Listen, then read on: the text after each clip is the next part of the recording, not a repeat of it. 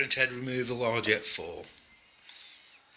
Tools required: small Phillips, a rag to pack the carriage,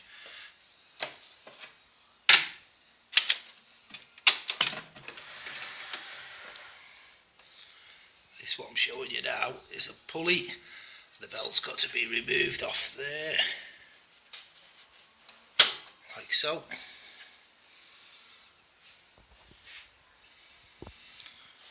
The gap in the plastic here and here, that's where your printer carriage has to be before removal.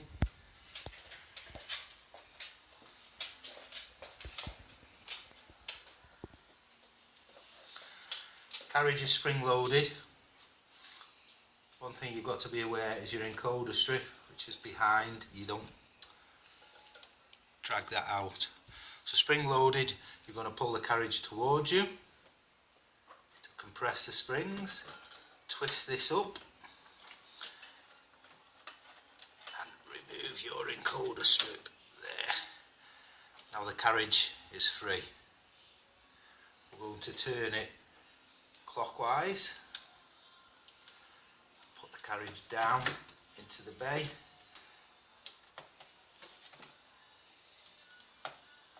so it's secure.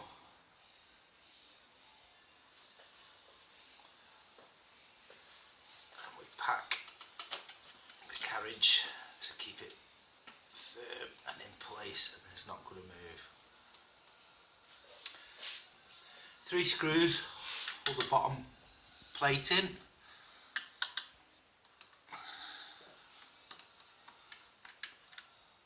One. Remember the size of the screw and the type of screw.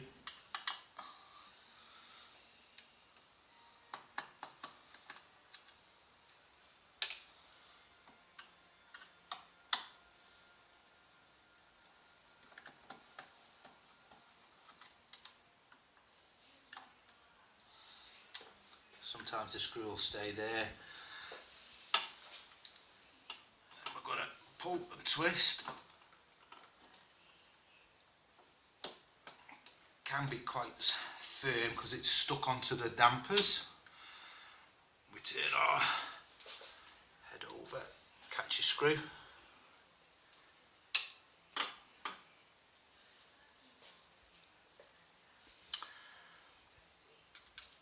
Got 3 more screws here, different head size, so just remember, like for like. These are actually a smaller head to fit in the recess.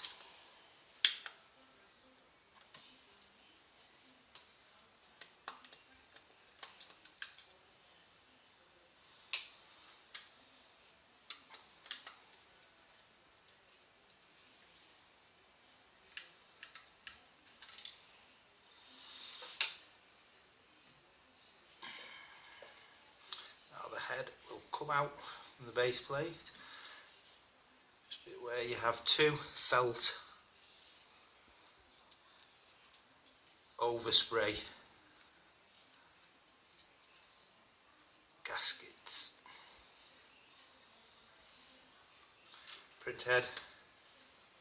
Now only thing holding it in place is your ribbon cables. When you're pulling these out one at a time, do not touch the contacts. 1 out.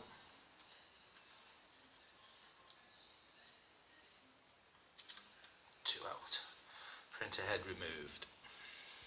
Press pause. Okay, to replace your printer head, come in with your replacement printer head.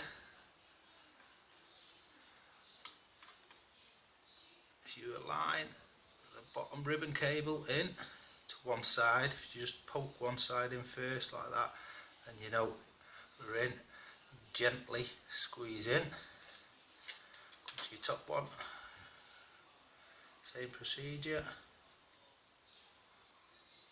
squeeze in till it's into the contacts, come, make sure your gaskets are pushed back in, come and you seat your printer head in.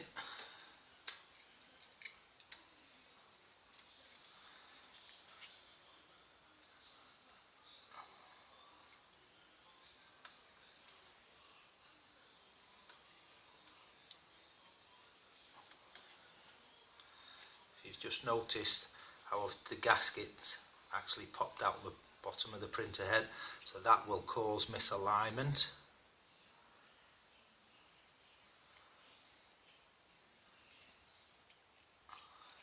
You should actually replace these gaskets. As you can see, these are a bit worn.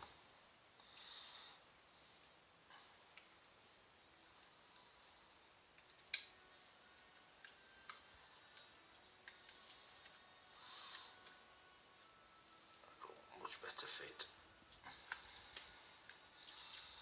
So while you're holding it in place,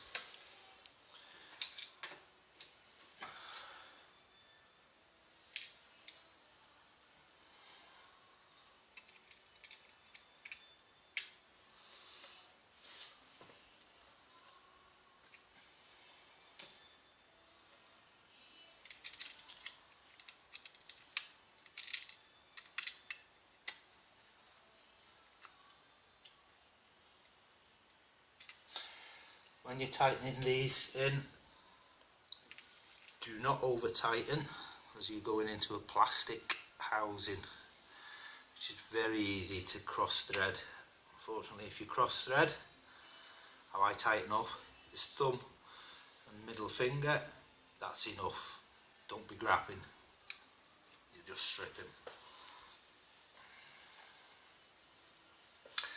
Now that head's in place, the only tricky place now is this earthen fork, which has to come onto this.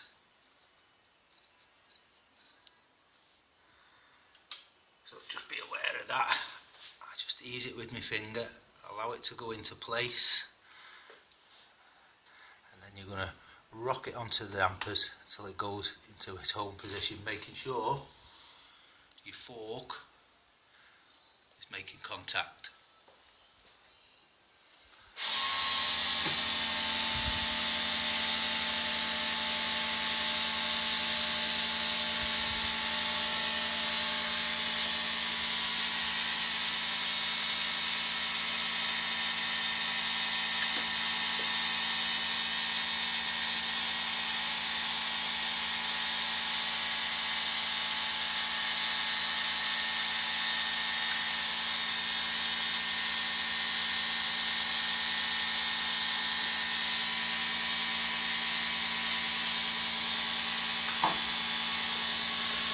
Remove your cloth. As you can see, you do get a bit of ink on your hands.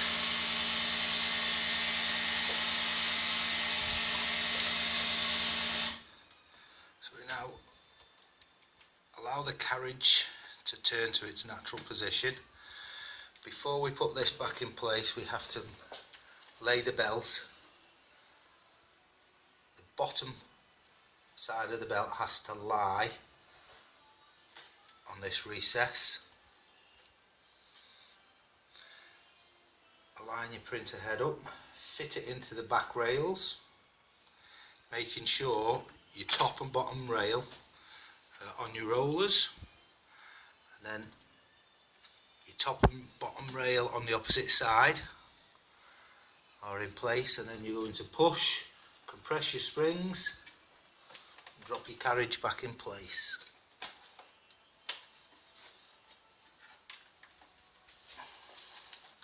Making sure it's free, as we are there. Make sure you've got no ink on your hands like I have, and you're going to insert your encoder strip into the sensor. It can be quite fiddly, it does go in. There you go. Then you're going to grab your carriage rail belt,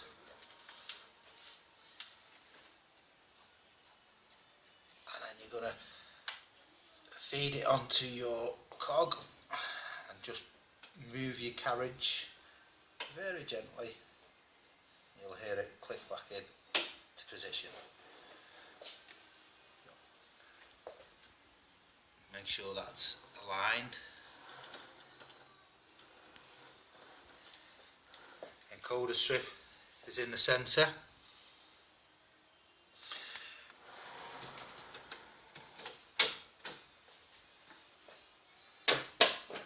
Job done.